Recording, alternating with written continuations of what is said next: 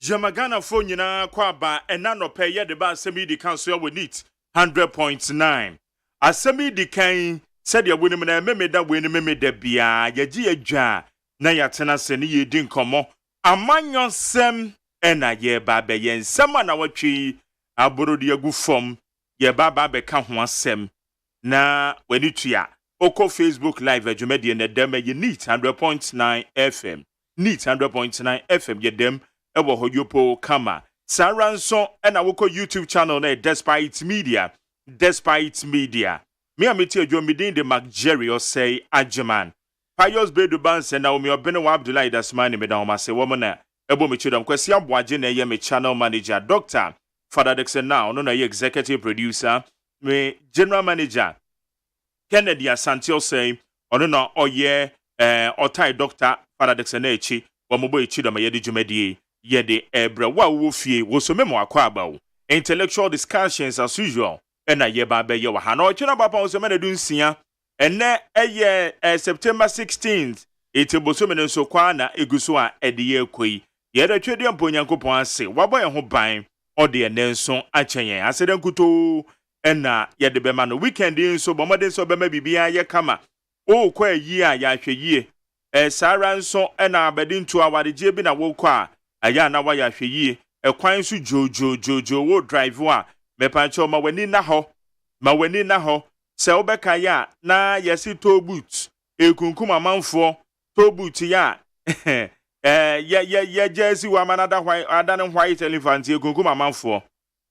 enuti highways authority yete se wo so mokwa akudwiri especially tamamoto we die no wo mokwa akudwiri portions bi ato agu but wo ye driver ne no also how observant are you wankasa no wonam kwan ne so no ahweyie ben na wo ye ahweyie ben because toll booty all the toll booths answer na about approaching no wunya no smoothness levels awo eye de a bibi be promptil rams bi wo honom ne ade eti wo so uhu ne sen eti wo driver ni no wo so ese wo ma wani da ho because wani anda wona de kwakobom pan a amafo be kasa masa yame ammoa no wani hu afofi na sa wo kwa eno anu no eti wo drive a ya kwan hazards a ewo ya kwan so no enya asem ketewa hazards ewo ya kwan so no ena from kra editi wo drive na wo no wanya ahweyie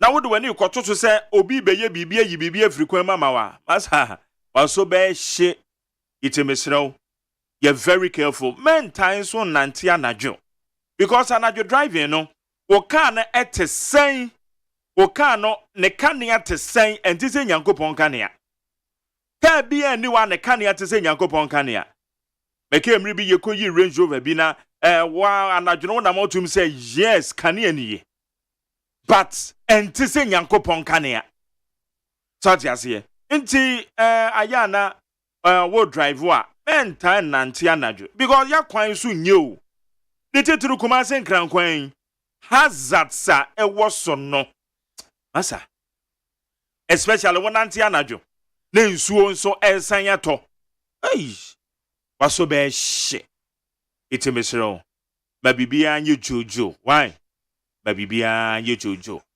Abusua me mo bibia kwa babie mu me menti dwumadie so nie. Na ene William Sangbo oye member of the MPP enkane na Okankwe South ono no ye first vice chairman at the Okankwe South constituency ena mokoye ne mafia na moto abeditia no mo ye ne mafia mo bibifwe mo ye ne mafia moto abeditia no maka ada na moyeza ada na moyeza ade pa na moyeza awuse mafia weke na moyeni ni eni yante ho hwe tamanyo gofowe de tituru wo madidi yesu wonte ho hwe atiase anyway William Sangbo ewa ha yene no bia bedi nkomo na ya hwe nsama hodo wi apono so sanra so na Ivan Samo ye member of the NDC communication team Ivan Samo nso ewofia ha ono nso yene no ba bedi nkomo wo Ivan Samo ka tro say Dr. Sepayanke penema me na me interview no one on one ye tene nkanche o papa no ma kan wonye wadwe so Ghana o hasisia Oh, Ghana. And then the fear about course only. Oh, yes. Sir, and that's not to me. But minister, that's all. Oh, okay. Mr. Dr. Sipayanke, yet in catch. Papa, one of the few politicians I made the Giwamopa. Dr. Sipayanke, Rag Green Team, Oka Green Team. On the talk time tax by that time no communication minister. O ma benda da go for bezo. Ever say for me here mo pa na just say me interview am. Also papa no. Also dey me no dey. One na arrange na one ne nkan ma me ka chense me here no. One on one na me no abo interview ti afa me chairman. Me pena sempa honestly. Me pena sempa. Enti Ivan Samonson ewa ha ye ba bedi komana ne ensema ye ba behwe na wotwidi ensem pie IGP ekokushia ad hoc committee parliamentary ad hoc committee kire se ensem ekopie mo no na ewasomoa leak tape ni mu nsem nyina ne sama amafo kafa na onyom se enye nokre IGP se enye nokre eno wamwa kan nsema nemom me portiona be pe bisane se IGP says interdiction letter na eba bonten a afi wa police for no twensen san no say interdiction letter no eyade a ono no onim ho hwe oyi enye so onim ho hwe but oyi ni hu firi mu sad decision your police council yin so chairman na the vice president inti say eba ne sen na mu take decision na mo resend mu decision say IGP wa ni hu afiri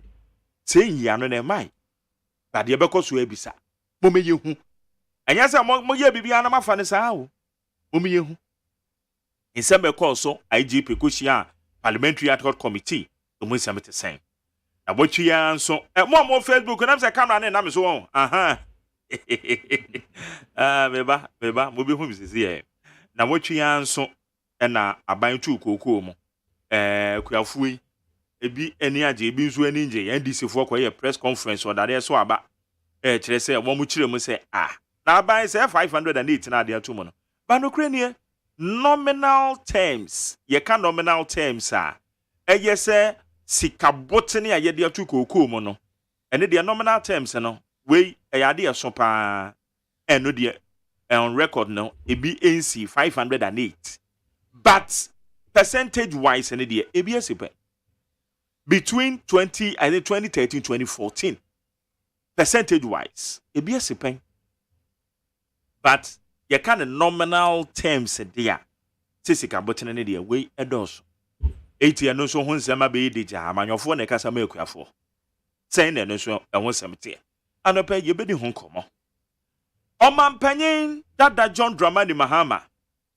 ene eye NDC wo mo de atudwa NDC for your press conference now what you say EC registration exercise na ekoso no one ma sheda pa ne NPP for na kambom omo mpese NDC strongholds machines ni be ye adwuma nti na Saturday maybe say machines na ye adwuma na say nye adwuma itina bi bisa say NDC asa mo pere mo hododo because ye sha de na se ade chinya na mo ye press conference just day one it is a see ye kasen machines ni ye adwuma na say nye adwuma no ma bi ho a ye ka na mo mate ase o because ye no ka asem ne to ho a ye no ka to ho a esa wo ka to ho a na ya fa ye critical analysis we are not gullible. It had this forecast and when me interview my deputy general secretary Bandi. Bandi more premo hodo and yanisa because they want at the my press conference and strongholds machines in Yajuma. It's not your Honson Kwan. Now a factually inaccurate because near in places and Koko your MPP stronghold. It's so Koko na machines in the delay.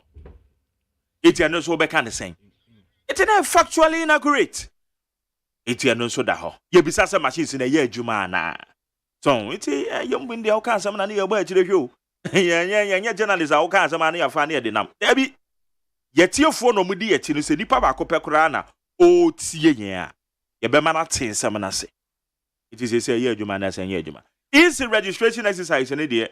Any amount for from namo how because a big registration office one na idin so obe to me locate emu nsem bebre deja eno so eda ho ye behwe ho asem aka na ye ho Sarah Adwo Asafo yanka bi nshem Adwo Asafo e the apology about betudwa domi kwabenya ye no ma ye wo domi kwabenya ye mp eno so won sem aba betudwa enra me ne eye lawyer obiribu ahen ka so sem apu esa party request disqualifying and say o ba do the level la it is all kofa forms so san ba be contest bi wa ma biem de ne no ano no o ma ba ba ibi so say omonye chawpa no ntum iti eno nso aba betudwa na no pay isemi nyina no ye bedi ho komo wo neat 100.9 Vincent Asenso or Facebook live or say good morning MACJERRY watching you live from UK Vincent Medase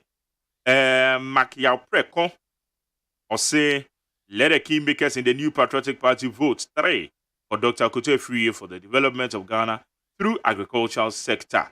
The agricultural sector, planted for food and jobs, was just the basic of it. Let us boost agriculture. It will also need any MC Yaoprekwana Mark Yaoprekon. MPP internal elections. Professor Michael Kwe, on a committee, the chairman. Also the same Edia Tuja, FMPP internal elections and MPP internal elections and matters arising. Dr. Baumia, Honorable Kennedy on Hina Japan PK 1, Dr. Baumia PK 2, and Dr. Akutey PK 3, Adenimo PK 4, Adenimo so PK 4. It and so my ballot in the Musem and so and the home. Abia Fono ha, Asemi di ka Esuni, Yaden Komono, Yede Eba Beshe Swan.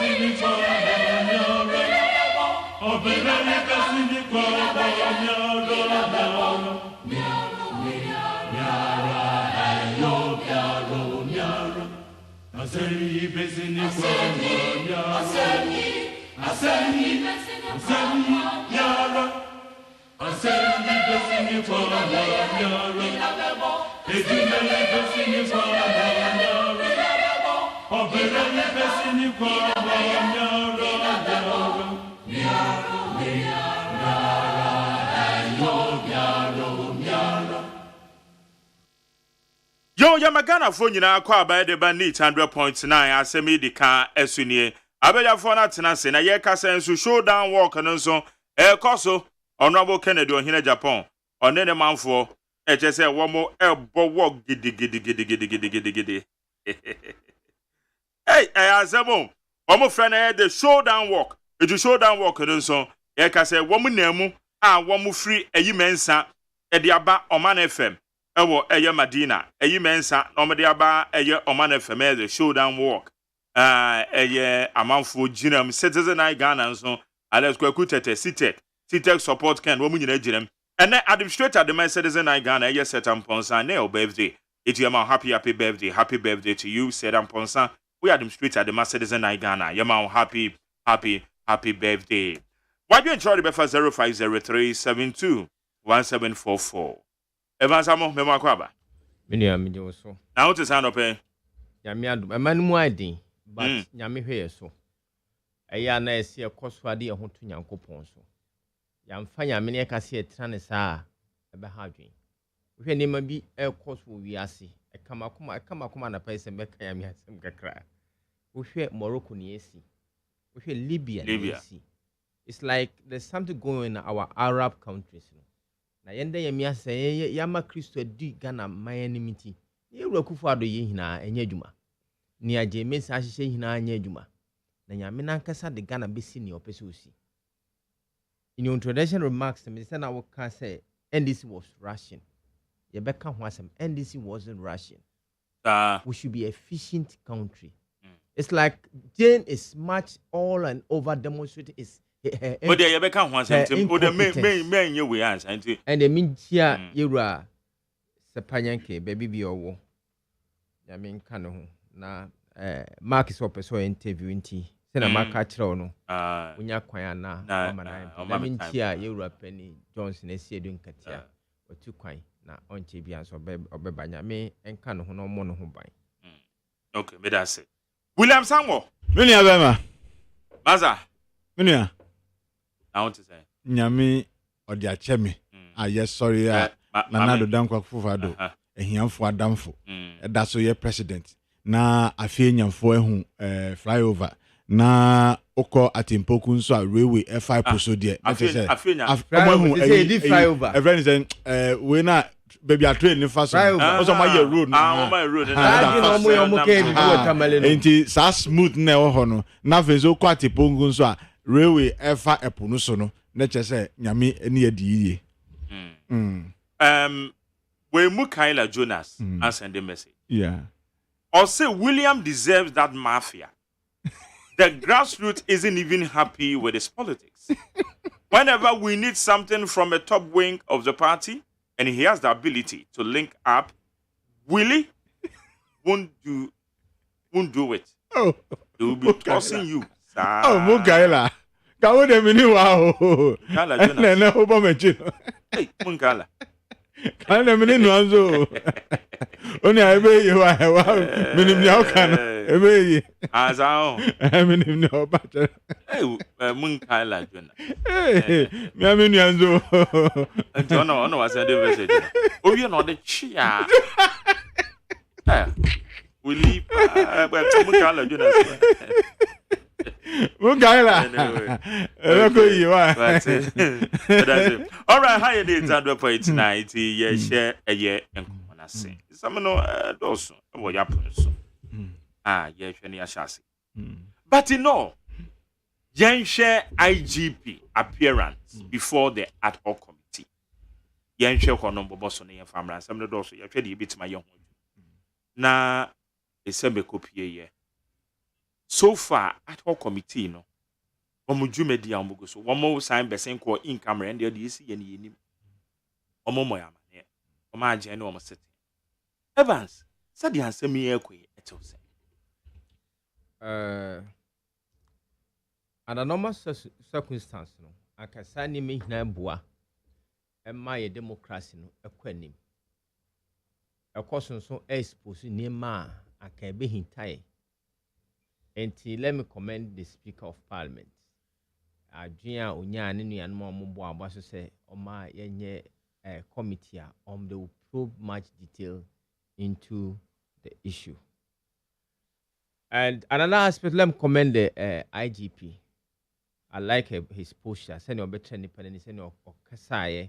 Then some more dear to a jar. A young cranshia cranny a foot near the womb. A coin of fast for rising kidrusa stage near. According to Inspector COP means and say, you are mercy promoting they jump him through the system. In Harbour Daddy say, and you no cray. It may feel say ad hoc committee no, Niobeya na oye no. I appreciate that. Said that a binder to Sunanka Sana Emma Niema. It's so much branded with politics. We hear senior COP Mason Bayano. Your person, your person, office and crophone to one. Only MPP, so want to prove himself, say, yes, I'm an MPP. But see, sad and call police more, say.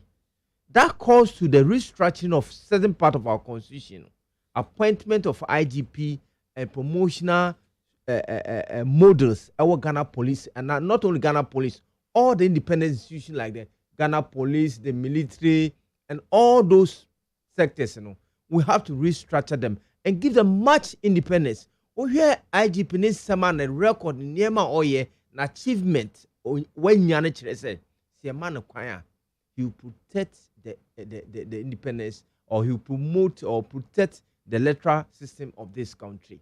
Well, I commend the IGP. To me, I commend him. And I appreciate the way he has risen to this level. No? But Mason, COP Mason officer, a political platform. No person chases or ye JB Danko so one for ni fear ina. And so what? We fear for ina ye MPP for I didn't one kwanka constituency chairman and constituency secretary and regional officer. One can politics as a full-time professional called policing. When you go situation be I say what the political character. Yes, a bit me about say party being a do koi, but once a workage now, you are there for the state. Now your political strategies will not make any impact. Yeah, momunye biara. 18 months to me breaking. Now want to mean confine all police of this country to one statute code say na me pesa moye enye juma. Now let me also add say, should in case the MPP have things say, omodi to trust and basa, and this will meet you at the edge of your door. Because we are Ghanani, we are Ghanani, we are Bema, we are Bema. And let's strengthen our institution. Yema police for no quine emaninye ne juma. Amonyo omo juma. But it's not a jump or criticizing Atachia. Me, I don't see anything wrong of what Atachia is doing. I think say he's doing his best. And I don't see anything wrong with what the commissioner almost said. I don't think say Atachia will take interest, and he has severally expressed it. Say he doesn't have interest. Say he will undermine any person or any group of people before the committee. And I think they are doing well. But my point is, I appreciate the level. Senior IGP, Fie Sebi, Enya Papa Noa prayer can do Samuel. Nana Sam Kankradin Kranche, Abagana Kwada Nimpenifua. Ebo bra omusu ni aboafo mesre mama ye MACJERRY no kwan emane na adwuma. We go back to withdrawal of the interdiction. That shows that now some invisible hands is controlling. In sabi akasa no bi akasa efre bi abam enti ama IGP now will draw interdiction. It was the police council police leadership, management leadership no be decided say you do have to interdict them or not. Now, I believe some superior hands are fresh. They should withdraw that interdiction. That is sanity. Do you know for a fact? It is a fact. I can say with a fact. And investigation will prove it. At the international partners, they have analyzed the case. And they have come to conclusion. Then let's call these people aside. What actually come back? Dear Granny see and Momo Samba say, yeah, interdiction as. They be bien here. So to be beer. But we have to know the reason. I say yet to me. Yes, that we have to call them to bring reasons. And they will not be, because of security of institutions, they will not be able to tell why they will do the interdiction.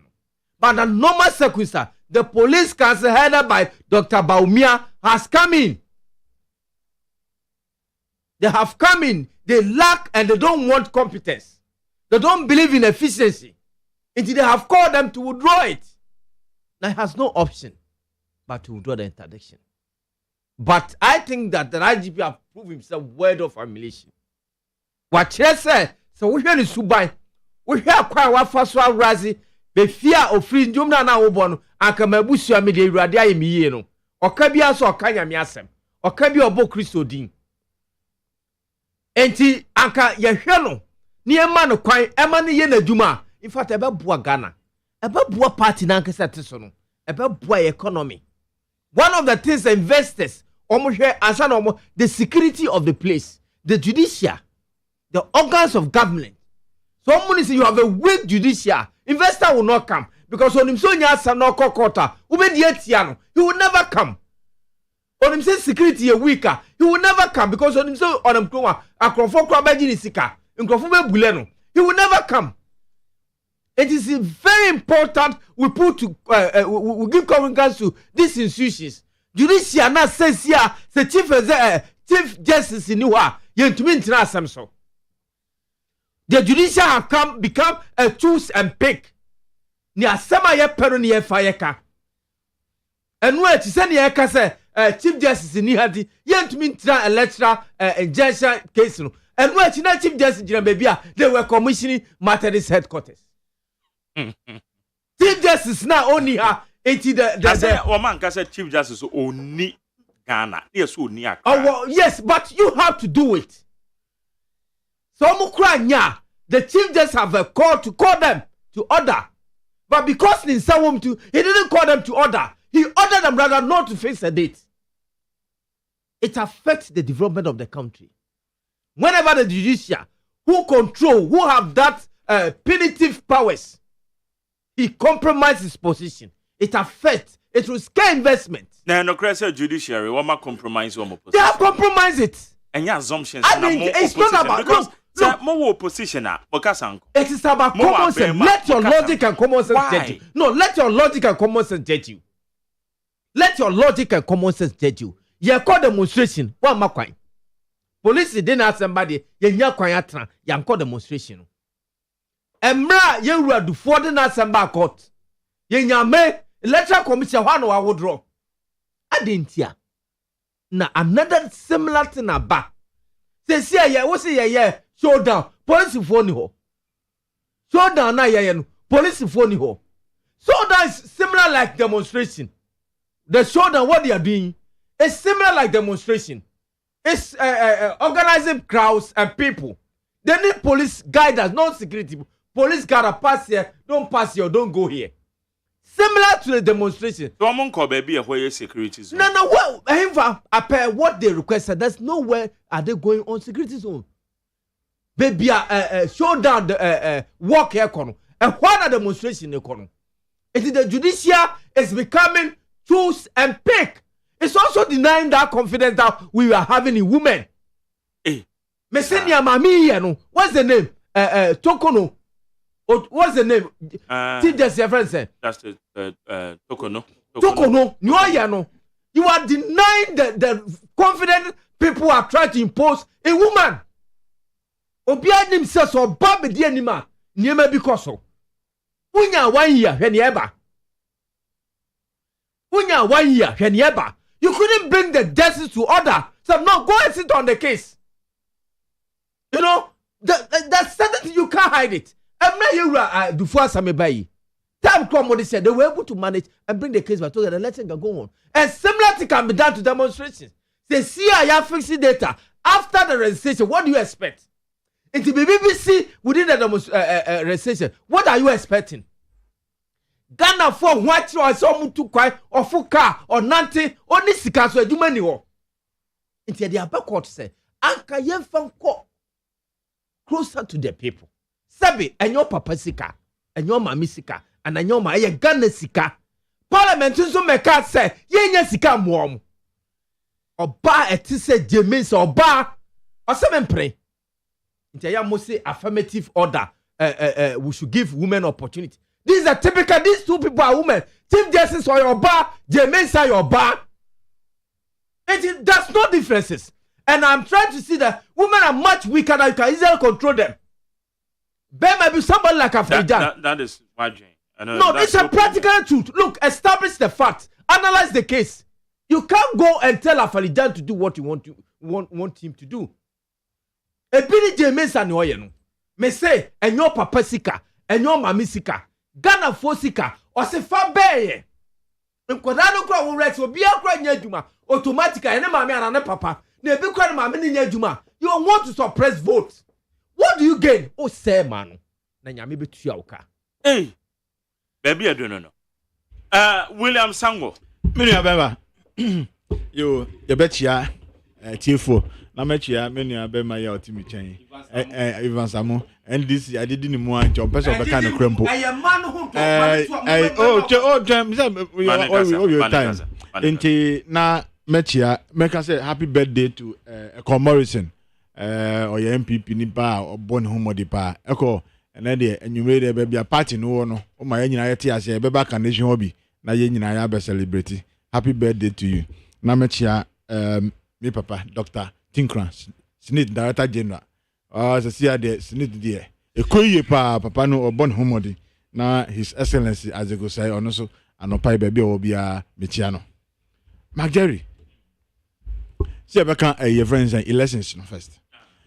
Say the police are seminar cannot be right. Okay, Mr. Minister, police number their by elections. Minya IGP asem bakope na me waka kire no. Say you ase. See Bible say wo bibia ho kwan. Ana me ba. Nso enye ne nyina nso na ye den. Eye fata. Ha, enti the leadership, say ohwe. Sometimes when you become a leader now, say o make sure say o di amanfo so be ayo boni kra na you should be ready to forgive. O kan ho asema no agem then we moved on. Enko ye say ebinumu de say yes alani omo. Because o share from nyama esi on parliament no. Say ebinumu atwa omo position 7 years, 9 years. What must say? Ebinum so de shum sa. So when you are a leader now who provided this kind of leadership, most of the time we say ebinum edi yaw ewo mu. And you be an okasa no ti amani wie wo bibia to na we depend by. Enti when you are a leader na nyema bi sa ekoso se na e kana questions aye bisa ne ya. Definitely, we say ebinmu ebidi yaw, and you see, you are say no, but you need to postings, your friends, a promotion. Yeah, so but you see, MACJERRY at a honomono, yenumbi, we say, oh, police for Adam for Miss Moore, police for Adam for one issue, but now obi a jump baby no kasa, a different thing from what is happening on the ground, though. Yensi or police for enough for Nibi, ultimately. So, ebinum so they were expecting say bibi amben so obenya promotion ni bi ema and ebin so de kwa na omuko. And I'm saying say when you are a leader now sometimes as we say ade am ye me crofo omo feel say because say ye de bi ye wa enya wo de until sometimes oye bibia no make sure say omo do achi no so omo nya omo chefa because obo wa odi ya wa odi guni mu ontimi nkasa. It takes hardcore people to say Minso ade ayekoso enye ntimeka margin what must say. So the fact is say obo wa enye ni denkra na odu achi yo and nothing na obi can say friends fear delegate because obo wa ade na oye na enye den so yo there opportunity bi beba no ho na obe de obe kan wa share. So leadership there it's about making sure say omo will provide leadership you make sure say untimi nye ni nyina ene de but you make sure you take cautious effort to make sure say obia den nani beji obia nso ebe den ebe kire na adwen you all give room for opinion say assembly ba ye discuss here me ma opportunity obia nka na adwen obia hwe say niema ye no eda kwan mu ana and na me kan say wo niema hu na hu kwan ba nyanya nso na ye den e fata enti or taking a decision. And the fact say ya no IGP no it does not mean say enti oyanyame ananso ye demigod God no who say nipa hu adwuma na no ye no for the camera there obi atimi ye and no na da bia ye no abema kwam se fa kan ya aka no dishonesty and hypocrisy and dishonesty say on the camera no there ye niema to say bibia ye okay but behind the scenes in there na ye bibia ye one ye wo amanfo enti eno so men so niam wo kan on hwe ho yi pa police there it has to do with security issues enti when kambo eni honuma ma e de asem beba enti ye besre no as much as provided leadership no ohun say police asem there there's a way to manage it send ya obia na den commanders ni friends say regional commanders ni obia benya that kind of friends say trust and answer vim no e dey atawachi aye adwuma na ye nyina ye da na yetimi ada because ye da muna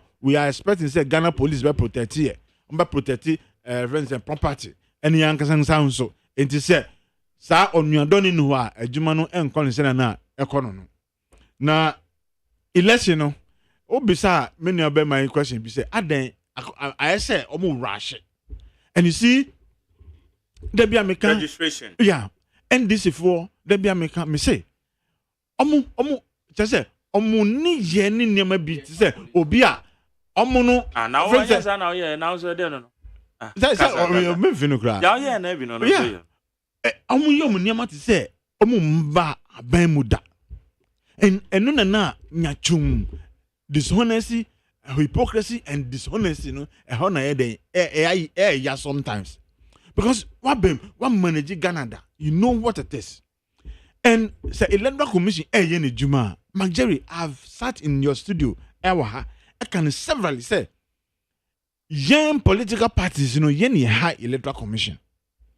Because your attitudes ni nema ye people who are any problem crowd ye be ye hundred acrimonize you amanfo na ye chese ya din ya pedin bi dia mamu asaw omudin at the end of the day no and this for ye the day nyina nso organize you or the buses ayo bus ayo friends ayalolo buses and na esisa amanfo educal registration centers eco register but odaso nam abontin ye the see ye bumi o sa nyatum summan no say emne na ye wum no say jai because you see obi a obete no be fu say oh and this is for register obi a ya mom kwan register obi a but meanwhile omo the buses na bus amanfo call registration center nti sa suban na and this is for ewo mu no say bibia no yen create your friend say sin bi na obi feel say bibi enkoye meanwhile no they are benefiting and answer omo shem na ye adwuma no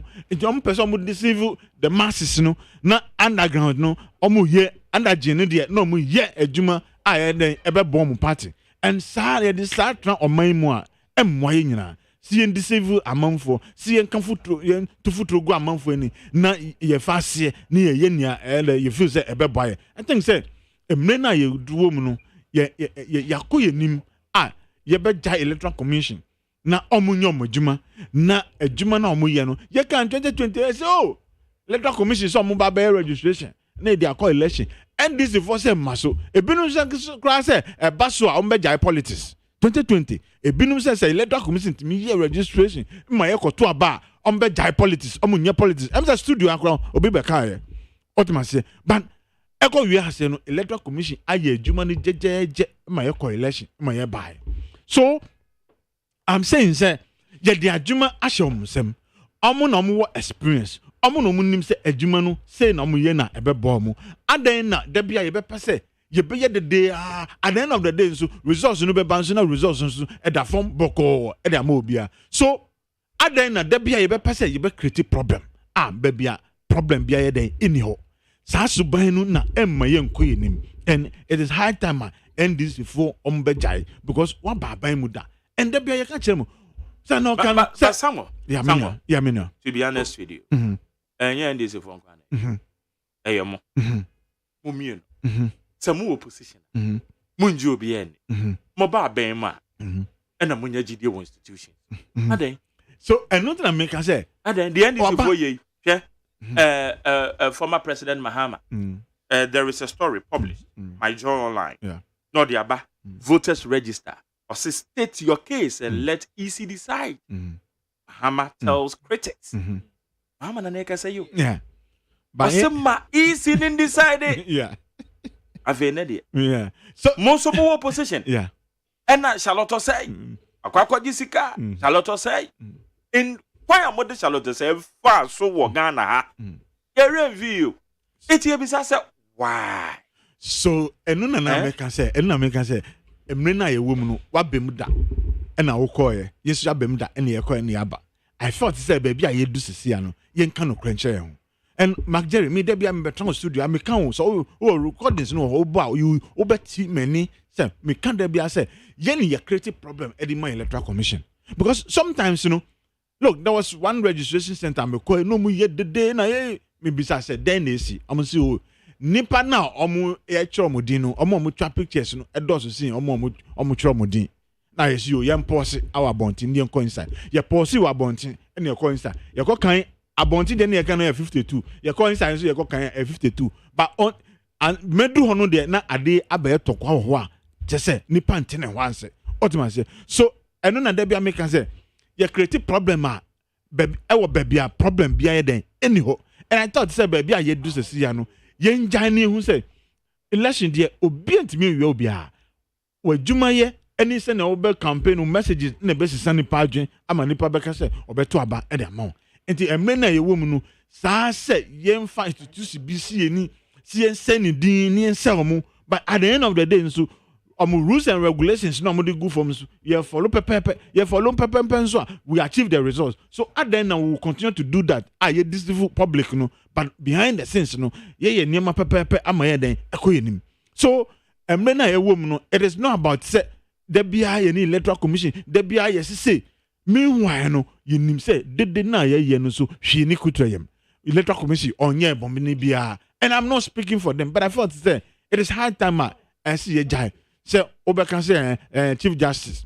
mundi asema court and one no and I then yesi oni ho enti enonti mu demonstration no ye granted ye enonti ada na a friend say showdown work there ye omuko and showdown work different from demonstration I don't know say obi say me go give it me go work aje ahwandin a and there say country no cry na say Ghana Health Services cry recommend it say yes so ya no pa yen go nante ne yen breathe in new oxygen ni nema say na be ya pum din e be ko nanim so I know that it is accepted and no enti demonstration ya registration na wusu ukoye demonstration no na sabio adwen pam pa na eta echi a enu nti upese ye mo nkwan na koye demonstration na create scene na say nema I think say NDC emre na ye wom no e party bia omo ababan mu da and I thought say by now no they will be ombesisa omadwen but me brema mo because ohwe omulinda na John Dramani Mahama o say Nanado Dankwa Kufuado wa park everything say judicial service and I say court system no and ono so ba oba be park or can kire mo say see there former president John Dramani Mahama say ono oba ban mu a afa de Supreme Court no and a High Court ni appeal court judges no they say there or channel table so to say yeton wache say there onumpo na ka jam say misramo mombaji to say yeton wache no anya there anya say ya hwe say obi qualify and or say moda mombaji to say yeton wache and so it tells you say amoni ye no et say everyone say you say pastor bia I say youth for no friends and editi singing band ni kwa for no sorry them and waka omo nti ono so or join ni bi sana ye pema president ni ye ete say president Nanado Dankwa Kufuado a parking court system and they ka be ka say o me ba me nye ne sa me say me bia me publish no be apply and I say then all the option ba we say nia obi ye na we say enye no o say oba be ye atra. What kind of leader is that? It tells you say John Dramani Mahama, your former president, any NDC, omuniye any omusuban no enya dia edigana bekonanim, but adniama edigana bekonachi because say omu accuse obi a ana bibi no mufu say adeni nya. They have no option. And I say new set of mind say okay, oh ye na enya ne de me ba say na me no, but say me so me ba court system no me ba be parking more. So it tells you say ye nuanom NDC for enye party the omuwo alternative and I'm not surprised say anything Ghana for say NDC be ba bam biom pa dia e be the next 40 years because omu hu say say former president John Dramani Mahama say Nanado a parking cost system into ono so ba oba be parkia na che say oni alternative bia than to say ni obi ye na all criticize say enye no onya opportunity it is the same thing also ono obeye tra so MACJERRY NDC there de kwa yen create sin but na odi omachi a na omo de e de awowani oye ye kumi oye bumi o sheboa o ye sa ne man no no de wa ni krofo no e hye ho e bo adwuma so ma say enti omo nye party a omo kan bibia ebinum e take omo serious because omo ye sebi o adadafo o ye de adada na o do attention akọ no no wa fight yo no akoye ni ope enti se ti Ghana fo ehun omo enti dede na omo ye no is just to play sin say amanfo be hu say electoral commission ye bibia enye but at the end of the day no nema electoral commission ye no nema ebe boye nyina ebe call election eden aba meda say na then now person Robert oka bibi fa say IGP promotion na se na ebinum rise na ebinum atraw na IGP e kire say Ghana ha panidie ni ha se IGP na otumi promote binum na watumi atraw binum promotion Ghana ha panidie ni ha na police council there na oye even the existing act as they be promote you police council na yenti promotion who no econo AMPP promotion enya IGP because IGP no ya the president has the power to bring him to order. The interior minister send your worker say you are not happy about it. The interior minister has the power to bring him to order. Into your MPP they promote selected people in the police service. And your IGP. And your MPP they promote. And he said it there. Let common sense and logic judge you. Now it is time for promotion. One of the recommendations. It is the head, the management. So what you are saying as a Ghanaian, let's assume say we MPP. Let's assume say we MPP. We are Ghanaian. What you can only say no man now they are budget no yet me sustain it. Every 10 now they buy no. And one the chair pay wa. Any finance minister I buy ni pa. Yeah G5 yeah G10 one the chair pay wa. Your management are proposing no oh challenge them who te. Me say it doesn't work like that. IGP di aba no. Say correct.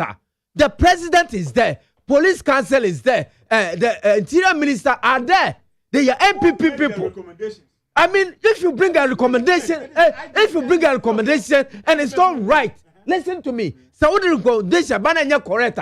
The interior minister has the power to step in. The council. 10 now and 15 now they are bano. Me Jin too. No, you are commenting, you are reporting, you are not happy. No, you can use the same comment. And interior minister at the board, you know. Yes. Oh, okay. On the point in we are, I'll come to you. And then I also person. Yeah, person me can say a young people na promoting is selected people. Why? Because you are buying a so. MPP, basically an MPP promoting is selected. Also say a bin man you put promoting. I am assuming class and sound from NDC for because MPP are buying a also. Now, if the IGP is not going by due process, the interior minister has power to bring him to order. The police council has power to bring him to order because after even this recommendation, will go before them. They will scrutinize it. An MPP person like you, who is not happy about it, can report to any of them. And they will take a careful look about it. Those who are not fit, they will take them out. In the end, this is for police because the government in power is an MPP. So don't blame the IGP. IGP interdiction keke. Police management interdiction. They have brought him to order. Just interdiction and your promotion. Interdiction keke no. The police council led by Dr. Baumia has bring him to order. Go and withdraw interdiction. It doesn't matter the embarrassment it will occur to you. They are telling he has embarrassed himself. Say you are telling say interdiction or yeah. Go and withdraw it. And he has done it. It's your MPP almost say all the institutions of this country, they are spoiling it, they are taking it to police. What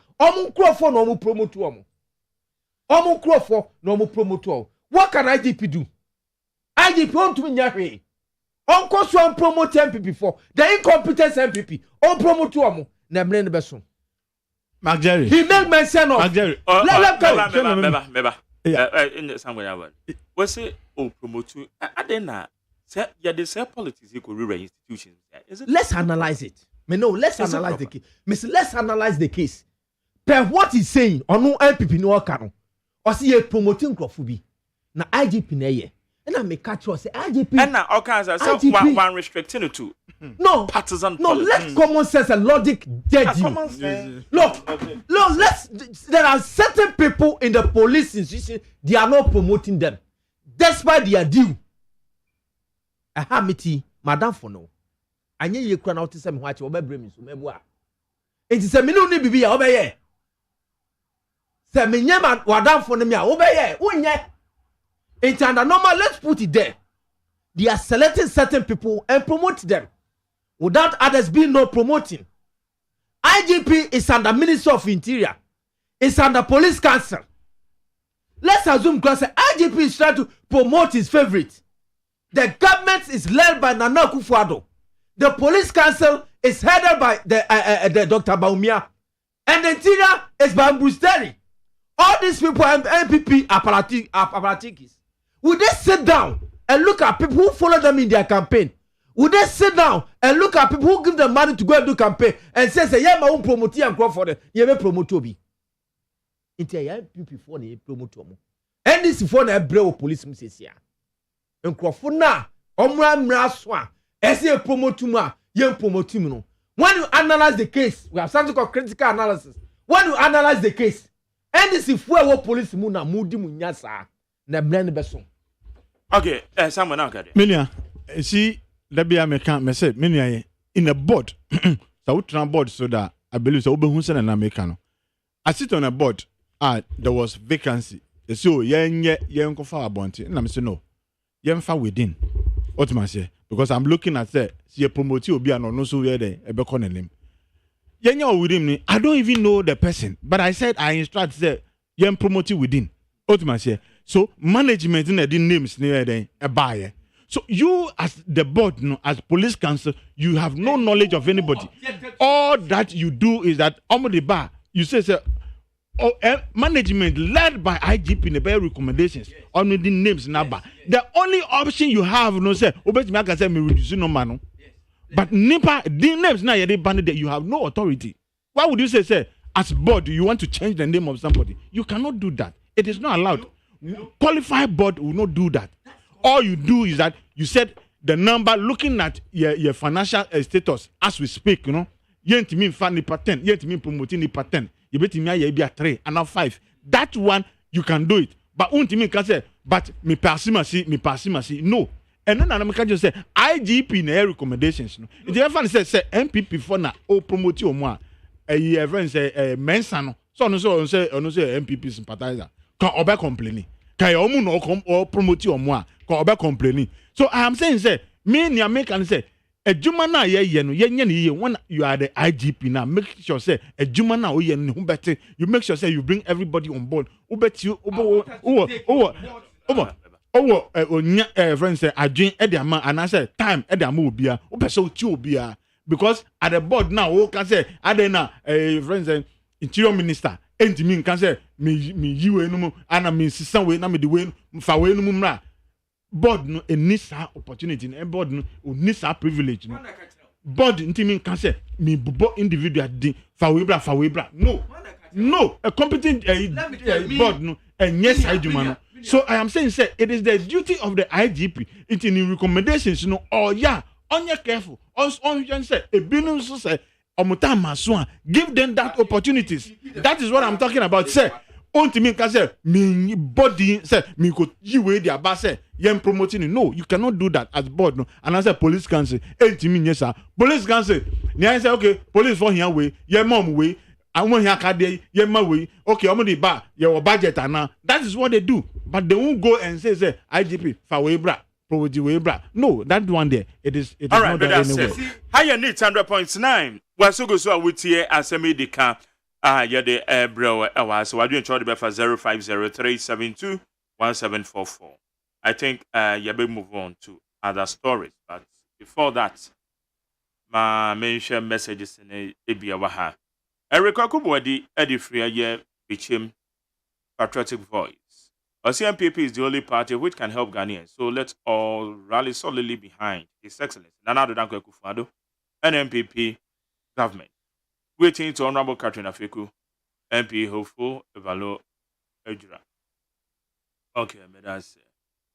Well, so good morning, Mr. Host. Honorable Ken Ohina Japan is a real businessman who can take Ghana to another level in our development in 2025. Well, so good morning, MACJERRY. You are the best journalist in the whole world. Please keep it up. The results of presidential primaries of the MPP is to be done carefully on 4th November. Winner will emerge as Kennedy, while Vice still is Baumia, Okuve, Edifri, Eye, Kaswa, Ena, or the Abbey. Nate, 100.9. Now, you move on to say registration. That's a registration number. What crowd would you contact? Registration. I've something to rebut about the bus now or come.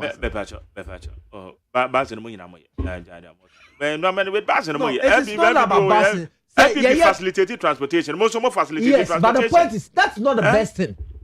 That is not the best thing. But that is what is going on. But near Jane ANT.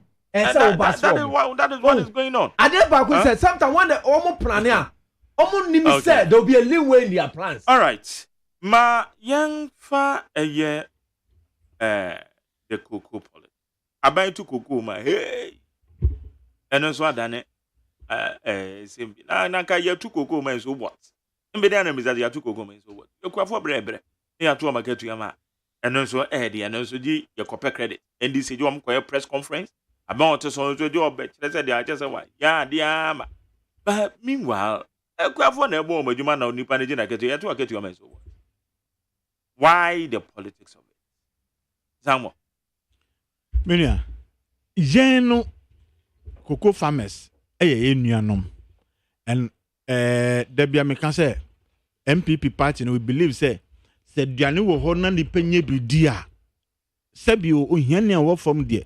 Ni obedi ni obehye ene baabi obeda eno anodwe ho enti se ye nuanom omu ye cocoa farmers yetimi hwe omu yi a ma pressure no ye say dey reduce enti aban de ni pem se se baabi a ye du mi pese me ma from hu nto mo do yakọ covid aba but I felt say farmers no omu bre enti se me ye bibi kakra embo omu enti ka na ba ya na ye kutua kana saa sika na ye say kutua ye expenses nya fi mansana ye makoko farmer no ni chefa no me nye ne saa biom sika na ye benya no ye makoko ye friend say farmer no ni chefa ansana ya kan say ye kotika na editor fertilizer na ye di ye we no asana ya tie no enti instead say obeka so omu percentage anas ka odi be mom no obeye on the net no aban say meye no on the gross that is everything inside no I say oye juma na oji salary a obi enim say ebia obezi salary 10,000 you can say o shift allowance ebia 5,000 o risk allowance 2,000 inconvenience allowance 5,000 eto o kan nyina boma o salary na kan say 10,000 but o de sa nema ne be kan wona salary na ebia 20,000 na 25,000 aban say sans kanum na oma oyibi ede hwe ede amaye koko percentage ede amom no enti ebe kon nanim dan to say your team in social security, ni a team in tax, ni a team in a team where we are, and sana, Sikana Ebekano, Lamaka said, me be the among cocoa farmers. Inti, Yendi, a dream pa, and said, ye be bois cocoa farmers. No musu omu, and how mo. Inti, and said, farmers are in your Mwagana, as ye bomb, and a buying a year at the bomb. I buy ye we are, ye no and this is for me, say, hey, Yampo Yan can't you. And this is for next start year day and say would dear and yet and percentage no so and say but yempo there yen can she because it's our job to do say you bench say cocoa farmers am hum better mo enti realistically no see mo percentage bia realistic be mo hum e better mo and I say hum be high how kakra and we've done that and cocoa farmers no e can so aban ye da wase say for so many years no some kind of increment no and I say sika beto ye bottom no e bi nsi da anti ye da wase and cocoa president of Cocoa Farmers Association so ebeda ya sese oda ya sese esi a omati de omuhu beto omuhu be high omu enti omu da ya sepa sa sida na omu de baye no na ye nuanum NDC for omu ntikwa pai se ada na Cocoa Farmers da ya se enti we de yem emfatase omu be da ya se and we are saying say yen de adwuma na ye na nipa na omu a society na ye adwuma ni mo feel say adwuma no so mani na omu dan ase na mo problem wo a yen de any problem nti Cocoa Farmers there sika say aban di mom no na ye make sure say ye di mom na so mani na omu boji yeso na omu boji yeso na obi omu boji yeso na obi yem say hwim omu boji yeso na obi yem hwim nti MACJERRY obesa na it is about say ya ye adwuma yi and you feel say Cocoa Farmers no omu bre enti is say you beka say ye ma omu percentage on net no ya ma omu percentage on gross and then no sabi omu bottom abaye dudu omu so omu hu ebe high omu the MACJERRY anopa de obesa about Cocoa Farmers no de yen de yen kan hwe ye adwuma na ye and ebinum say ha omu okay ade nti na ye ebe ye issue SNDC mo ko on press conference aban we I na dwen say odindada na bebo ne bra trick ni azan na de bebo ne bra. Let's go back to the history of cocoa a cash crops are LDCKP ebre mine from source scratches. The cocoa alone can give us about $2 billion every year. And the year of growers buy na cocoa cry and call into one kasa jenu semu almost cocoa by port almost export to port. At that time it says like Ghana needs scanty. They started what is called a forward arrangement. My question is, after almost 3 decades, almost 4 decades, a role is hard there. I didn't think but some government does well. NDC abreno na fasone bepi into the incentive p bra cocoa for your cocoa scholarship a role is the buy the crofunya some faso yenya bibi so cocoa rose cocoa eboa the abano we are no assign the biaka boa cocoa for what turns lastly crano a message on my cocoa fertilizers free of charge ya trogu aban we buy through Dr. Koto or say ya ton fertilizers no you be so Ivory Coast. Or by the first 3 years, 2020, 2021, 3 years, I bind to Muda. All price now. No, share that getting to election tea. The sense of that down, Sikas or the mama 2.6 no, or more 1,380. No, but catch a cocoa for say, Yahimu ye. Then this is a Juma as opposition is say, Obe being in Maso, I'm a kind of phone say, Yenda. Elwa na ma menu abakoti o say electoral commission na dino outro na onfa nko no mo kro mo ani say ye ndada ye se hwan akahye nsua se eye no abebi se hwan na ye sa nti aba no edada kokofo esisi ya kokofo na nipa ba ku ba ko betumi ada na di no ene NDC nti the real price are buy edema kokofo still now aban betumi anya bi o de aboa water fertilizer am free any 2.6 so more 1.3. Now position leader I didn't yankasa. Apart from the cocoa buying better consecutive years not teaching waboka. Na you talk cocoa boka. Na cocoa kwa for normal complaint. No, se cocoa kwa for complaint na wouldn't say yes can to cocoa ne. Cocoa na ti say wo kwa akato. Wo di bia to so no atom fa so. Now the cocoa sika na ma no. Yentumi ntua cocoa kwa for ne. Yesan boka. We have got last year Koboka 2 billion. You will IMF a year 3 billion. Ghana buying Bokoko Huka. Now, and I not become as him say, wouldn't you grandma you will go for her? Over Toboka. Since Sakokono, Onuponyo Siko, Kabobu Sabas Sanatiaka. Nafa would ya toso. First can be Melkua for Nafabi, Waboka. Dian crown over to me. Inti aban wori ekase di nature obese ye bibia kokro konse koko se sia produce buying company no so ye adwuma to koko a odi sika bre Ghana buy apan wo egunu we bie other subsidiary buyers omuto koko mpo foreign companies neto koko ubeko brochie amakwa mu akoto the core productive income values abrafo mu makwasa even forward purchase require strategy. After they could have used the previous year price no more at Bruni said this year I'm the better. So that by that time kana price a kosra amana buami hedging. It's mema yam kosu yen jaya hu ema brofo na yen say nima. Enti koko adwuma no koko nsem no aban we sisi akurafo. So we sika bi mo a last year 1-2 last 2 years 1-2 last years 1-2 no. Or we sika bi mo a to give them 2.6 when NDC for year kan. Ni esre akurafo sa ba wo ndada for oba so be dada mo. Oba so be mu kutupa. Enti ni ode ma mo no enye na emu akoko adwuma no. NDC aye kra so ba obetu mate gracias next year kra obesa to mu kese obetu mo se denden. Eye ndada. Election year omo person mo fa sa akwa no so etena so.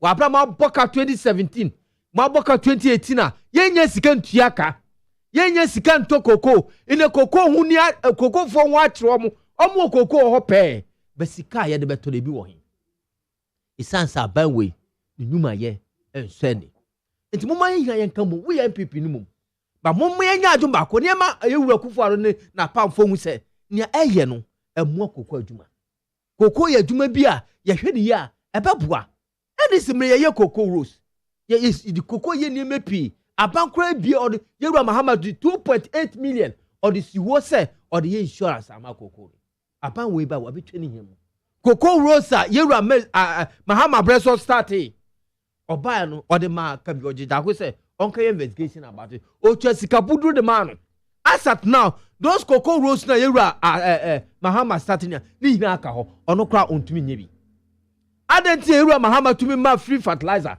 na MPP ba ontumi nyebi adenti yewura Muhammad tumi ye koko rose na yewura ontumi nyebi ni hina ko it boils down to the incompetence of this government. O sa banwe ni say afem ontumi nya hwei oni bibi papa bi ama man na me nua ka bibi me let me sit back to let or say NDC fu ebase but there na yenye ya catch electoral commission say anka on fanko be bia onko parliament no ka bi seska no mbie sentence ni pi no fanko be bia o se menye o person suppress vote na yensu mi entra ho se esi ya true democrat ya ye kra se be boa Ghana ya ye kra se be gi maya adenti esi etra ho ye niska kra se ka bobusia they make sure we have transported our people to the right place. It is an American. Apparently, Sisi Kokofo. Now, as an opposition, yen travel and cancer, a man in Yenisa. Okay. Ain't it one so sign Anna at the Mao? Opposition force Abani Sisi Kokofo. And it's 1 month now, and Yashi High, a man in Kobanesa. Yampeki, the last story before I make committee for her. Na MACJERRY for adventure no Sarah Adwasafo Samo wo ya MPP ni die Sarah Adwasafo apology about say na mu hu ne fa about for opinions baby MACJERRY politics ni ye and politics nso die ye hia nipa and you see when obi fumu na waba na say mi pauchewa bibia esumbo and me per her pedigree out me babontin be can say MPP for Mr. Look, whatever me war against that mameno me da channel because what show say ampa ufuma we hun say you see sometimes obubet me fu bet me aye maybe but uko transit now you're sober reflection what you say no and it takes people just say with ahumbrase and answer obia opese oni society and answer opese bibia enkosuma obia yi enu hu obia say obia nso ye nipa and obeka say I am sorry and so say obi fumu na nipa ne timi bam owanim beka kire say I'm sorry I think say the best thing one would do no say o de be che no because nobody is perfect. And for me, I am happy. And I say I am happy say mami no wetimi ababonti boldly ebe can say I am sorry enyo bia ana oye bibi say ya obetimi aka say oh MPP for Monfan Chemi and all kinds of can say president but or say MPP for just say oh yeah grassroots crowd say then or pauchow and I say fan channel and for me I believe say a pointer manage say mame no wetimi ababonti abeka say yem fan channel sometimes wetimi fumo bi wetimi ye bibi and nippon the bofu but okọ de nim no ka say oh senior Mr. we the fa chemi a nipa no otimi de chew otimi hu say no ampa oye nipa nti say oye nipa no nye friends say angel there ye de be che no but niawo no say party adwuma ya ye ye betimi de achew but party adwuma ye sometimes oni ye bi so be feel say oh niawo ye mre bi na etwem no it costs so much paid enti yenso yate ba yem fan chewa eno so ewo ho ena sa nipa nso ohun right say obetimi ade akansa but for me I believe say what can say or patchel enti yenhwe ne I believe say party no as ye hia nipa dodo e de say even MP no ena friends say oso nko bempo a ananse ye ma no kwan oso obekọ a onko okono we win a we win okono lose a we lose but the fact is say wetin me ba bonti abe patch we I think say it is fair say ye di ni boni ebe che no one of the views say ebe ya nte so o contest crab or contest o disqualified and ni be no because we deep one say we betray the yeah we deep party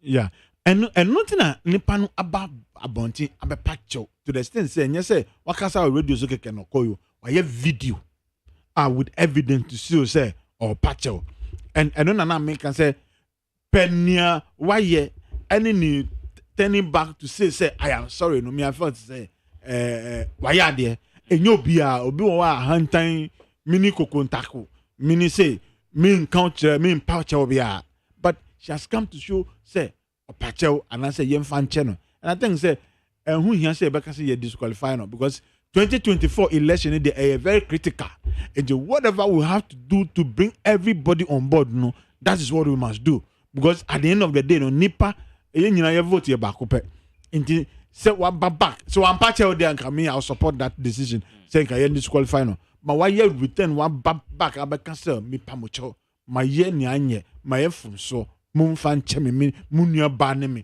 Monfan Chemi, and I answer to President but Wabubo President, Chief of Staff, no one can party for Monfan Chemi. And for me, I believe that on that score, no, Yem Fan Cheno, or caught no winia, Yami, and Edini, or caught no Lusua, and no there, nay on one ASEM. But my yet a cautious effort, be say, ye cripono, and answer, ye disqualifying media. 2024, there, I still want MPP president because NDC NBP Papa Bia the Magana for ye trial mo de bia me come say Ghana age na NDC fa from dodo enti say Ghana be kone ni ka kone ni dada akwala bia ni papa ebre ya eja no Japan de e man better education o kone nim si obia enti say NDC for ebu Ghana man year e kanya e dabre ni afa na president akwa new negotiations oba be si affordable housing e de amaye o just say NDC for edwin ye hu ya e kenye bebia ye wo kenye ha ne ye bewo it is a nekra no man sam betan radio so to say me nua my gram now sam be defend NDC na ye me nwanwa because Ghana age ni na Ghana age ni na mo fam be 80% it ka mo ye ni ma pepe bi di ma ya e ka ba this affordable housing esu okona bia na nka ye nya bi adem na Ghana ye de akona ni and I'll give you the opportunity so what is that wo kasa de ma obi now you think that was na Ghana you be the on Obi the one with the ana wo ho pro sa. Hey. Now wo kasa say the can no say any day. So MACJERRY NDC the Ghana for him say omumwa Ghana until 2024 no now and say MPP government MPP and the internal election. Yeah. Say they are not connect to. Oh, media by your constituency executive or just a way party. Is that it saying? Oh, no me PPA Alan resignation Boache Janko as I say the young say nipa 4 one my ballot and one my pay. Yeah. Said I'm paying for your arrangement and what me see here. Yeah. A year the special delegate conference. Na a 4th November paying for the one see from and this will be a campaign. How's it like? Before a year, for instance, first election idea, and as a special delegates election idea. Nyama ekos 1 2 be I believe say enjoy ye. And I'm happy say party no di a statement about out say nyama 1 or 2 be a see any day enjoy ye, and they are taking steps to make sure say NCBum. And for me, that's the beauty of democracy. When and me, me and now me, now you are ready to tell me say you are sorry, me the chow because me so me a nipa. Enti omo jitum say omo take it say nyama be si ampa. But they are taking steps to make sure say in CBM no in an advance no they are ready to solve the problem. And only obi one nipa no why ready. There be a mami koko out of no so calling ya of blessed memory. There be a some can say so onuanya asem na my imagine say mo be solve obi antimunka. But say obi yan who say tin anamu can say ono there ono there obi abekan bia ontie. And in the assembly, there's no way I bet me solve. And a statement normally by out, it means say we are expecting send no mukano omubeye, send a bear on the 4th of November. When I yakono, you been smooth running campaign in a smooth, ne koto abanswa, ye nya problem bia obin and you being koku or being kobobi. Na ye na to abani we are able to come back because you see, and I'm not mean cano. And Ghana for. Beside your questions, and I there Ghana for ya because when we say NDC empty. Jenny ye bet me a solve Ghana problem. Jenny ye Ghana be called the next Canaan. But inti ye bibi ne enya ya. And when they complain, me I accept it. And I believe say ye jitum. Now we want to solve it. Say omuni obidi ni GDA esho mwa o yen adia eni ya. Inti yen solve your in-house problems in ya. Now yen come back together after 4th November no. Yet me back as a family. Now ye rally behind whoever will win. Now ye for instance December 2024 no yako about no na MPP ASEM winning EBT NDC ni ya twaso ni nyama papa by interdiction president Nanado ye obi ba be twaso railway ya Nanado ye sesi for vata so obi anim no ye be ye ama yakoni nim and then 3 days me home video be every Nigeria railway sector. Just say omo dey come the next level yensu enunu na be boye enunu MPP for anasa Ghana for hu say MPP for kwa ene wo adwen kese a omo timi ye adwuma e dey Ghana man enti election ya ye koyi de mesre obi anya na adwuma yi e family ye ofie mu na akonwa to ye pray ya ye nyina we come back together and support one another but in the time ye pray no men ko ye bibia ochene bi untimi mfra onua so be boa wo enti omo gina no Dr. Baumia, Kennedy Ajempon, Omo Makani, Yesrom, Adanimo, any Yafa Akuto, Yesrom Munia, and Yanum, Yana Fifia Bakum, Yanya Bakum, Nianko election 4th November, near Yakam Yaba Bank, near Baye Banko Nipa Bakon, near the Akofesi NDC4, as rejected by Ghanaians, no, NDC4, Nayana winning, MPP winning. Na Nanado Dankwa Kufado Eddie Baton and that man, another MPP president. Nema papa why ye obetuaso. Enko ye say 2009 ye the man ye nuanum NDC for no na fe de Adi Bakon and President Kufo Eddie Jaye eye free maternal healthcare. Eheni oyenyim kra na che say unam kroma boldness because unim say eduta ma okwa akwo na odu hospital ho a enwan say wakọ taxi. Now before you na the coffee. Sa policy no omatimi sustain ese ni nyina amaye. Enti Ghana for nim say NDC for the osan the more 2024. Omoba railway sector ebeye everything white elephant. Hospitals agenda 111 ebeye white elephant. And then you say trona metra but President Kufo affordable housing no e ka room. President Kufo ensure our started say all ye ni nyina omoye den omoba omatimi anye hwe ye buy na ye bewie ni nyina.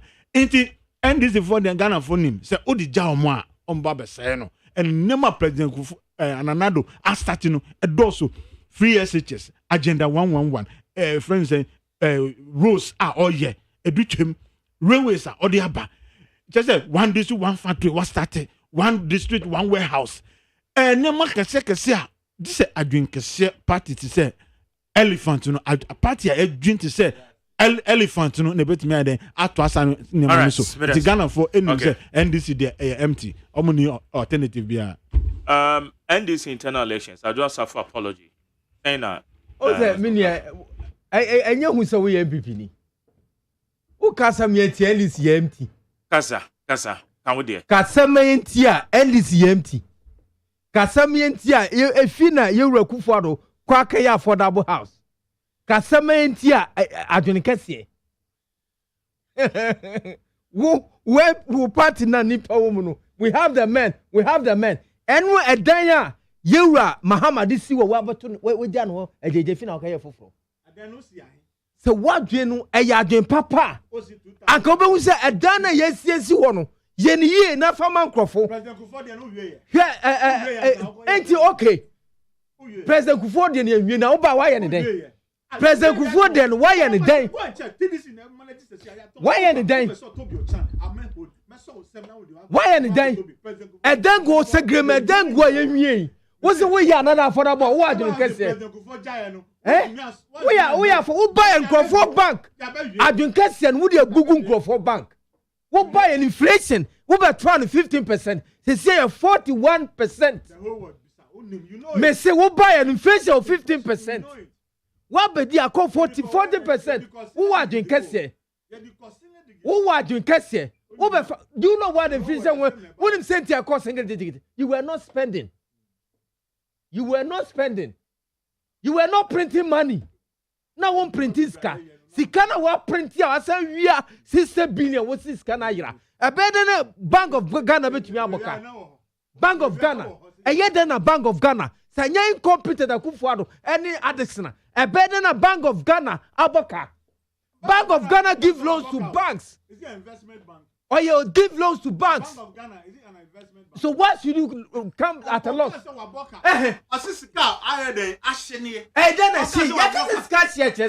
Because we have spent. How do you spend? How can you spend that system? Samuel, Bank of Ghana, on your prophesy, idea and finance minister, Becho America. Mona money is a is it in the books more to me? Am I the profit? I want to declare. What would declare profit? It's Bank of Ghana is more fair, just like the finance minister debt. So ordinarily, Yanmukra the finance person. A year better was a worker say, Nipano, let me declare the profit. And now you are telling us a Bank of Ghana institution or yeah, you for profit. What are you telling us? What are you telling us?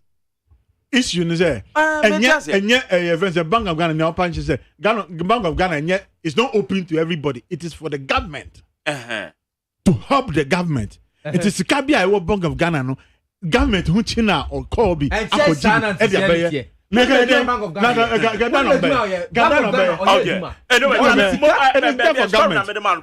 seems that I mentioned it. No, go ahead. Or the interest or the Sikama banks or the interest or the commissions or Tase banks into an interest of Boka. What sorry, I print what print this car? When I can't say was spending. Now the interest may say, who call insolvent. The Bank of Ghana today is insolvent. Omniska, Omutminia Duma. Well, who saw I was say, more than Cassia, and it's empty, and I'm modern honor. Let's factors speak. Evans, speak to the story. Issue of Minia Adwasafu. Adwasafu as a person, many problem, man. But more problem, my party, no woman. It is our city, the NDC this year. 2024 year city. What done within Huni? Abepa, I say, no, yeah, no. From basic and son of a patron, near maybe just another baby yali. The best school. It is also same no cry a year 2021, the first year of the government. Abepa, Metisana consensus executive say, Diana why? Diana why into our catch us our patcha a bin cedar. Obio a member of parliament, between Jana Juma, a minister of state, not any other institution, but a gender ministry. Baby, I will call be near the pioneer institution. Where Jana Juma come, America send a menti, or said that you're being your friend and a wasamba. Meaning, say public no one more reasons, but there are critical reasons why Adwa has to be in US. But the consensus chairman say delegate will decide his fate. What has happened? After governance is an institution, Adwa Safu can stay in US for 8 years. If Akufuado government person develop is it Dome Kwabenya, he will still developing it. The Kufuado. So person developer or be develop. Adwa Safo may say Adwa Safo can stay in US and issue checks and as a issue contract in the name of the constituency and issue checks from his common fund. Now common fund over a decade, Emma several quarters for what about common fund. May say several quarters. Several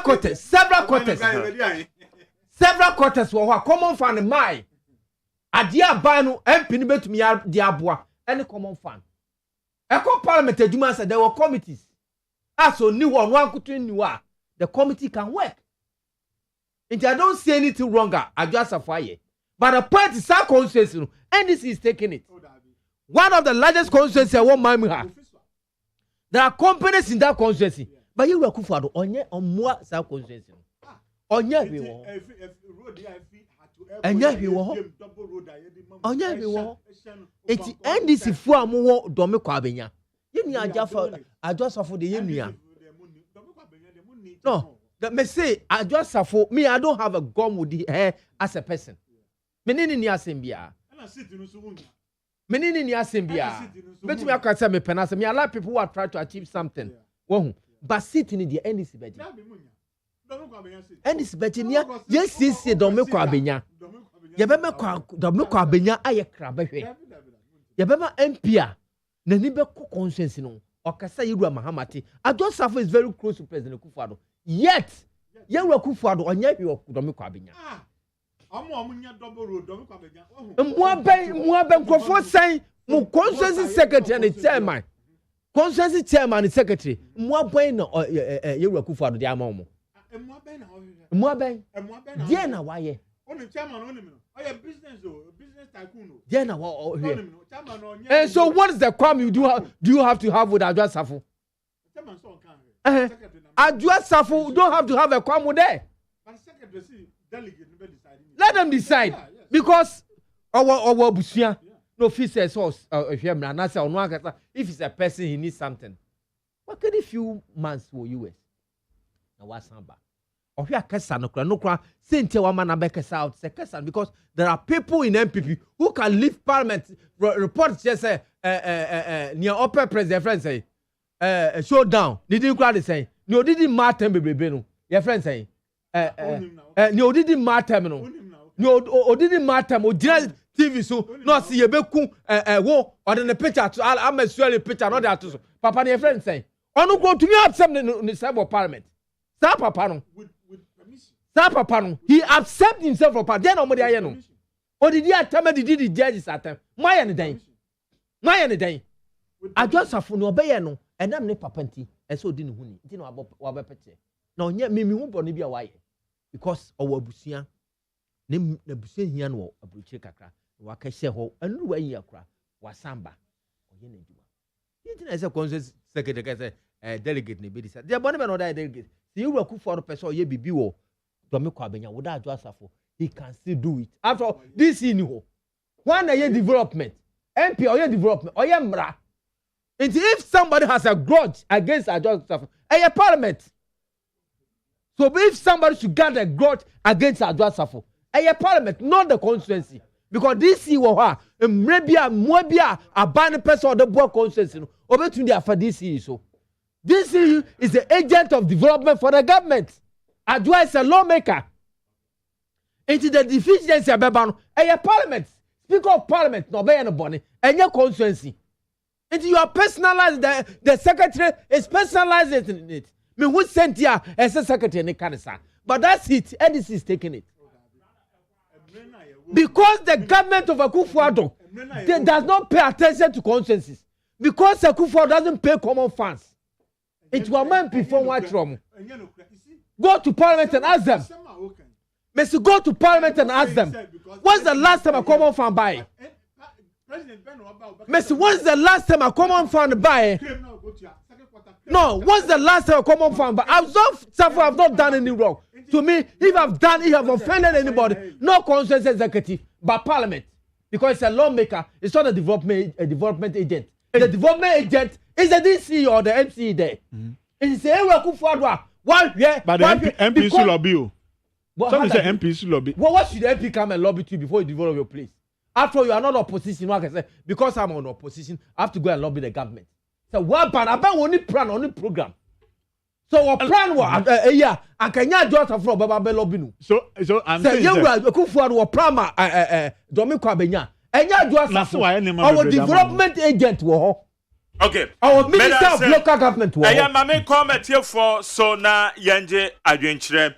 As you for Brahma 00302243540 030225790 me ba mame ko betio for me ba final comment final me ba your final comment then you me ba your me watch yes sir you too yanko yo MACJERRY bidase to de bi na it is MPP for ekase owo adin kese a ni wo adin kese ko mo tre no adin kese no agbabusa 500 billion ehu ja odi aye obi odi adin kese no ogboro 55 billion we can see project all over the country adin kese no beto dollar 4 cities then dollar now 4 cities across 70 cities as about 20 cities that is the adin kese adin kese no beto petrol 40 cities now the petrol now over 60 cities. When we are talking together, we must know that Ghanaians have the brains to reason. MACJERRY, money better Ghana for their dementia. And then now all taking Ghanaians too stress like that. What do we pay more sentence? Men the pa enye ni isi actually doing. She said ya amount for a palab and electoral commission district offices. You can be a dementia and buo bia. Now, said Jimesa in another address to say, don't we have 2024 there? And they are talking. Obia Peku Ogana, but they must learn from what has happened in Burkina, Niger, Gabon. This way, that is what brought cost in just countries. Chair MACJERRY, Sakufado believe Papa. What is he afraid of? Okay, may I say Mafu from Ra, Machi? Okay, Mammy Fa, do the ho, Meba to Machi. Champion MACJERRY. Yes, I do.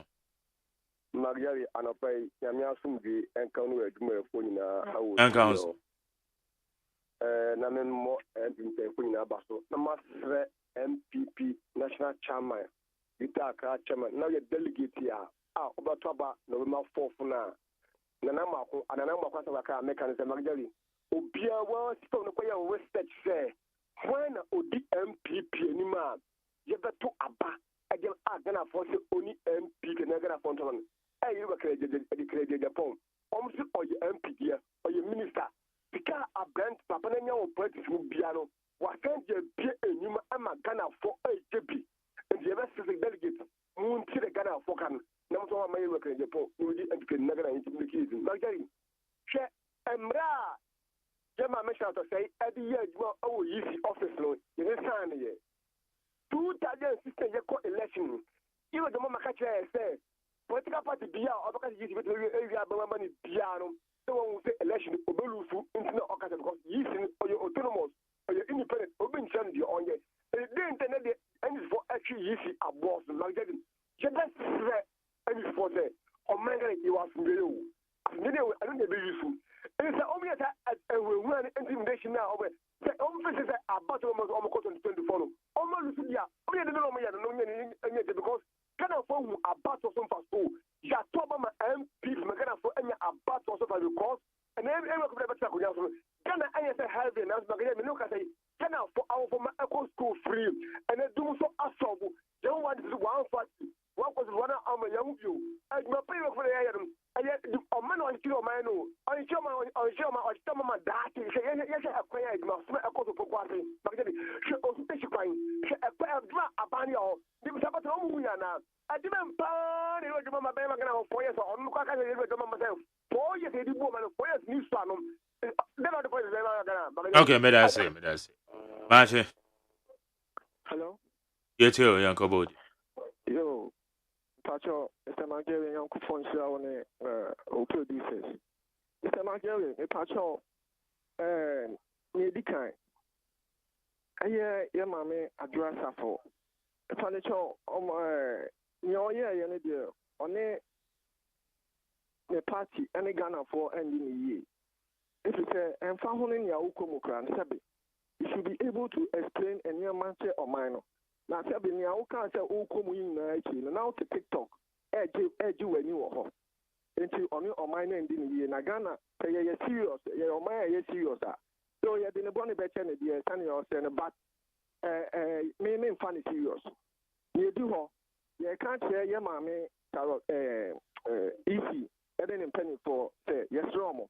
MACJERRY Shetania, the Nipa Abo Apeso, our centers, district centers now, election. Seven Sanka, expanding by electoral areas.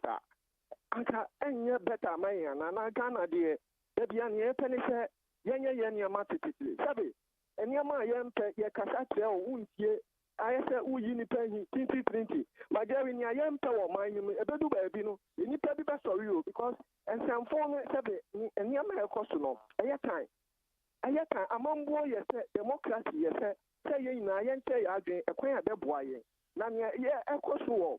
Nanado, under Nanado, no, opening and yeah, the cry.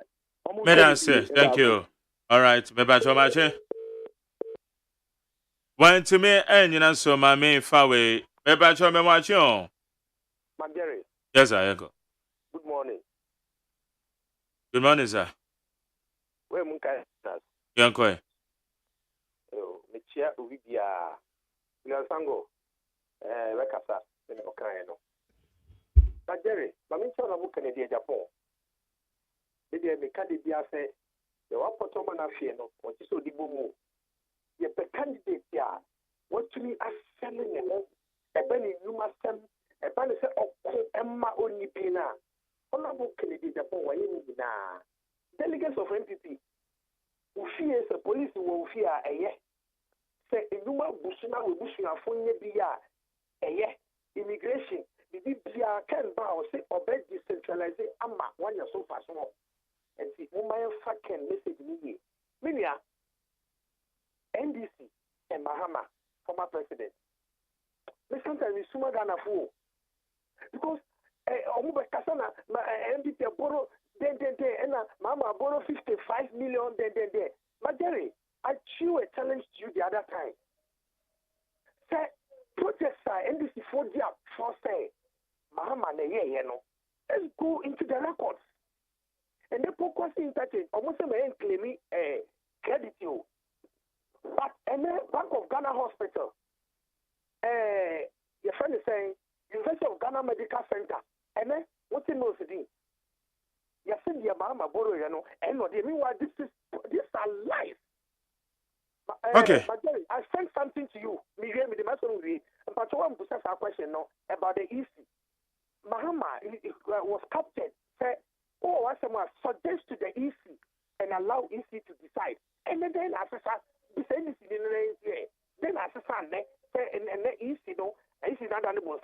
Okay, Madam, say, my young fancy. Maybe oh, and to me, and you're not. MACJERRY.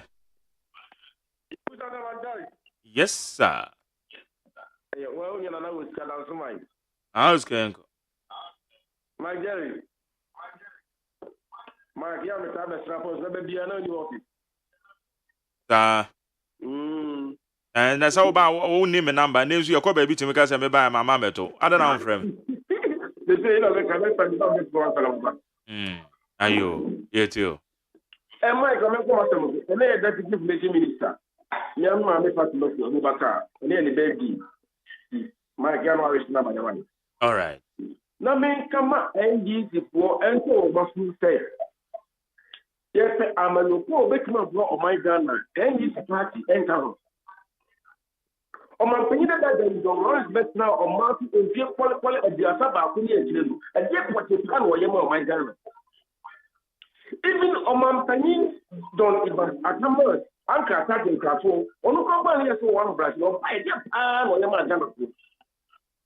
Nothing you say on my opinion, don't even at numbers, I'm a movement, and you might never ọmọpẹ̀yìn dada John Dramani Mahama so saa John Dramani Mahama mẹ́wúlò no bẹ́bí yẹ no wọ́n pa wọ́n yẹn ń kyerẹ́ adé baako mi náà ọ̀yẹ́ yẹ a ẹ̀gbọ́n ọ̀man Ghana nyinaa hwẹ́ nana dẹ́n kọ́ bífọ́ dubai ibi ẹ̀nyẹ́nyẹ́nyẹ́ kọ́kọ́ fẹ́ẹ́dì kéjì sẹ́ àpọ̀lọ́ bí yẹ kóbi MACJERRY first nami maame bi na man village wọ́n pa àpọ̀lọ́ àwọn kọ́ náà akọ̀fọ́ àpọ̀lọ́ bẹ̀ tí wọ́n ti bu dọ́kọ̀ òkú òfu ọ̀nà mọ́tì wọn ká èyí ẹ̀rẹ̀ busase ní sẹ́ wọ́n pèsè àpọ̀lọ́ ní ọbẹ̀ yẹ di àná ẹ̀dí ẹ̀jẹ̀ fẹ́ẹ́dì kéjì náà ọmọpẹ̀yìn nana dẹ́n kọ́ bífọ́ dubai na wọ́n fà sórí nù and nation ọmọpẹ̀yìn nana dẹ́n kọ́ bífọ́ dubai máa fi gbogbo mu pọ́lípọ́lípọ́lípọ́lípọ́lípọ́lí ọ̀pẹ̀pẹ̀ mu ní ẹ̀kyẹ́ ebi si da ndc fún ẹ̀ hàtẹ́sà dẹ́ propaganda omunyim sɛ ɔmo a yɛ propaganda ɛbɛkɔ tie ɔmo 2024 na meyɛ asure ɔmo sɛ 2024 no ɛbɛsa to kɔ no kora more than that ama ɔmo no magu ase agu ase power pa de mo ma bi no na wɔsika obi ntrafo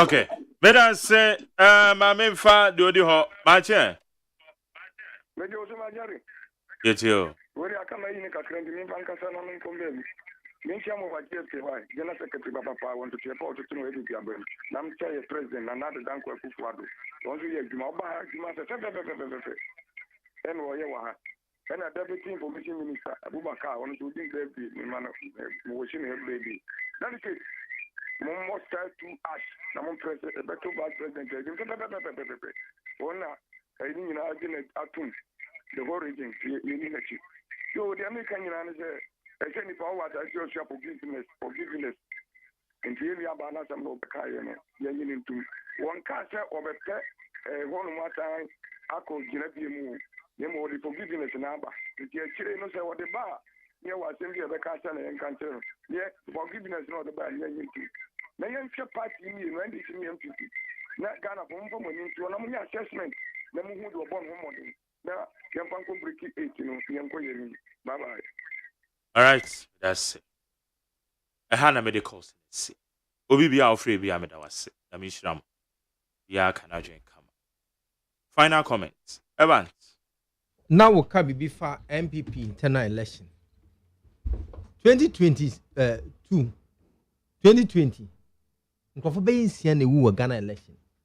Eno a program bia me call Gambia Vice President Bekasa or say omutu ejaya gama with that kutre kuro hu mwankasa mu internal elections hwe se ala nipa ya bomba ni so kura na ni kura se ye asai Alan a party ni mu now I'm reliably informed say Alan is coming an independent party as an independent person mo match nation ma yese mo pese mo de Dr. Baumia ba na Ghana ni ben na beto ma Dr. Baumia Ghana ni ben no be pese papa ya obai o se wache dollar akama IGP obe fe dollar 3 point something the dollar almost about 11 to 12 cedis obi antuma Baumia enti mo imagination say mo de Baumia beba ba mo bodi ncho enti yewura lancash watwe no ho isan say fifidie na mo ye no ontumi mfa no ho nto so I'm expecting say lancash beba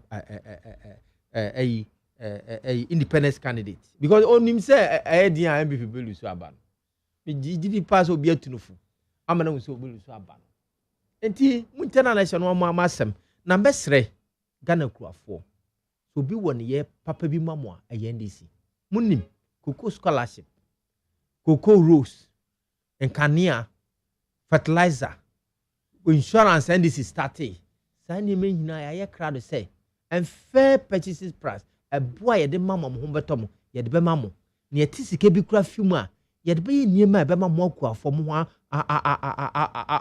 mo okay enti mo hwe ye wura mahama all right na ye hwe NDC na mo ma ye hwe ne e koso o man mu ha I beg to say ye koso we Ghana ni na ne ye koso hina opese break 8 a me nua me sreka woni di mu a anye fe ye koso nipa ho akire no no cross obi etumi anya be 43 million on account ebi etumi anya 17 point something in account obi kura anya several dollars you resi sisiria ye nua sisiria da pass na make e de gu ni fium bankrofo ho akire omo obi kura sisiria da pa fie ni na ifi finance minister ken bon fie anase president Kufuor fie and ye atija inti moma yenye ya adwen ye na nea onye no yenyini fi ho yɛn pɛsɛ ne ebesi esi wɔ other Africa countries ku de yɛmfɛta yɛn Ghana aburu ku so nti momma yɛmfa ku no nto nkyɛn na yɛmma kwan na yɛnto aba 2024 yɛmma yɛwura Mahama na ɔmfa Ghana nkɔ n'anim ɔmfa yɛdie ne nkɔsoɔ all right medase emra Ghana time na so Commander Sugar Factory na aka hɔ medase surgery me housing project medase I don't have enough time somewhere yanko minia ne yɛka kyerɛ Ghana for say NDC deɛ ɔmo the alternative Nanado Dankwa Akufo-Addo nyama ye din mpo no light wo hɔ a yehu light nyama ye din no osi agenda 111 e ma Ghana for nyama ye din no Ghana for enim sɛ wa badaye anase government a person develop amanfo enti yɛsrɛ Ghana for NDC ya try omo from PDC up to NDC so mo bi pepe bi yema Ghana nka Ghana balisa ba ekrabehwe nti emre na yewom no de eye MPP omo support ye ni yemfa niema kese emra Ghana na Ghana entumpon Ghana enkonanim na fe nso me wish me nua baby happy birthday to Lydia Aqua o muko se electoral area Lydia Aqua o yo ba se ojuma ye nyame enhra wo se o tuhu che ananse o ye adwuma di ma MPP sa muko so electoral area say happy birthday to you and you mentioned the baby party no will be an say party no be wo fie to say last year no so my asonti na nya yem rebi all right, well, so funny enough, the NDC has boycotted IPAC where they can raise their concerns better on electoral matters, but want to seek public sympathy by always accusing the EC. Let's not deceive ourselves. They are mobilizing people to register. Kwasi Reynolds, Eddie Free, Agwana Odobe. Kwasi, that's where he say Mukaila Jonas, instead of the NDC to mobilize their supporters to register with the limited registration exercise, they've started the media ranting again. NDC, please, Ghana is a serious country, and the institutions are allowed to operate without any interference, so they should allow the EC to work. Because Ibi Mahama said it that the EC is an independent body. So what has changed now? Where Mukaila Jonas, as you for me, the kind of say. Nami sure be out. Meeting the MACJERRY or AGYEMAN. But I said, my wow team and wow friend, one more text here. Evans Amo, a member of the NDC communication team. William Sanwo, a member of the MPP communication team, former vice chairman of Okankwe South constituency. Now, William Okankwe South, one of the neighbor. Oh, say, friends, a million soon, you're saying you will sit. Often, okay, but right. Enti atefo ahana ye dey see. We do bibia see. I mean, ensure bibia kan ho na bibia nkoye. Me kan say me wo ensase bi a me ton ebi we bure ebi on kokko. Ebi on kran ha primaries. Beba cho we interested our friend. I mean show location 020 1162 746 020 1162 746. Ope asase ato litigation free. Man so be any so. Why? From 020 1162 746. Eko. Oji an home kakra. Emi shiro bibia.